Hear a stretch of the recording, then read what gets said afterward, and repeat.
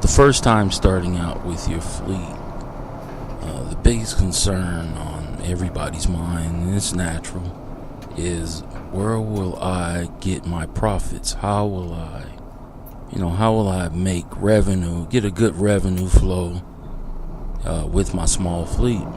And that's a very valid question to ask yourself, because you got the heavy responsibility of looking after not only your well-being, but the well-being of however many truck drivers you have on your payroll.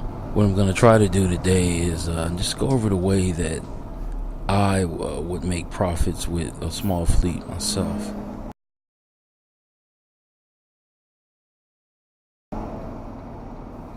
And there's a lot of factors involved in making profits with a small fleet.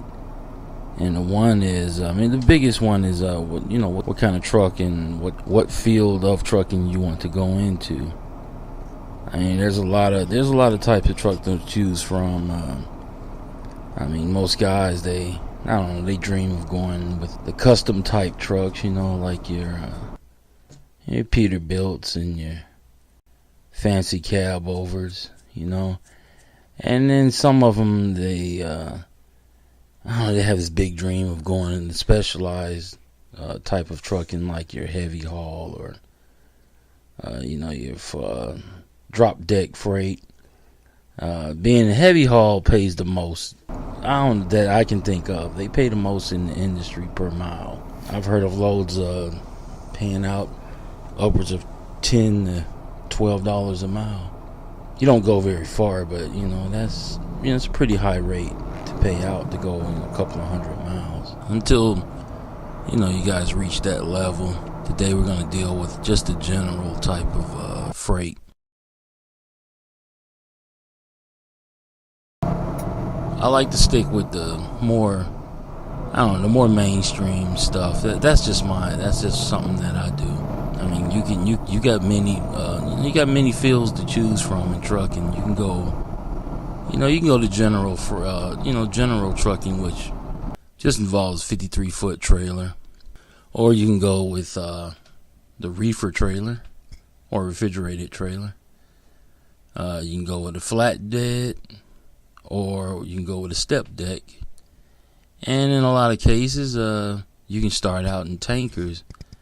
Years ago, tankers was pretty difficult to get started in, but now I think it's kind of like in the mainstream category now. It can be very profitable. Just do a little bit of homework and you'll see what I'm talking about. The type of trucks or power units that I would generally recommend would be just your normal run-of-the-mill. The first one on top of my list would be the Cascadia by Freightliner. And the next, right behind that one, is the Volvo. And then, if you want to get fancy, you can go with Kenworth, or pretty decent to start out. And also, last but not least, you might want to look into International. They got a lot of flack because of their engine, their factory engine, but all in all, you stick with a nice, trusty Cummins in the International, you have a pretty decent combination. All these trucks, they can be priced. Good used units go for about $30,000 to $50,000, and you're looking at new. I say across the board, new is going to be up in the $120,000, $130,000 range. You have the freedom to pretty much go in any field of trucking that you want to, but you have to be careful of the advice that's given out here nowadays. You want to be kind of careful how you approach that based on advice only. Some guys like to forego their own research and kind of go on the word of just the word of mouth, which it's a pretty good way to go, but then again, you really have to weigh in a lot of factors. The one being, say the guy you're getting advice from, he might have been in that field for 10 or 15 years, so he's kind of fairly familiar with that field of trucking. So to him it could be fairly easy to navigate around. Another thing you need to consider is some of these people, they have heavy family connections. It might be an uncle, or it might be a father, or their family might have been in that aspect of trucking for years on end, or generations in some cases. So you have to take that in consideration also.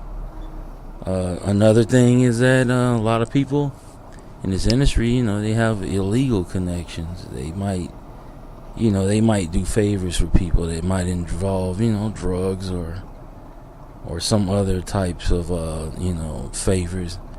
So, and when you look at it that way, it tends to distort, the actual fact of, of them being profitable in their industry. They might be doing some kind of, underhanded favor, so you might want to take that into consideration. The person you're taking advice from, they just might simply be lying to you just to kind of spice up their story. They could be lying or adding to the story, and you go on that advice only. You can go into something that could, you think you're going to be profitable in it, and before you know it, you start bleeding money like nobody's business. So you guys, you want to really, really tread carefully when you come to this part of your journey, and take the advice, and take the advice with along with a lot of research. Do a lot of research, and you'll find your endeavors, they'll be a lot more fruitful if you go this way.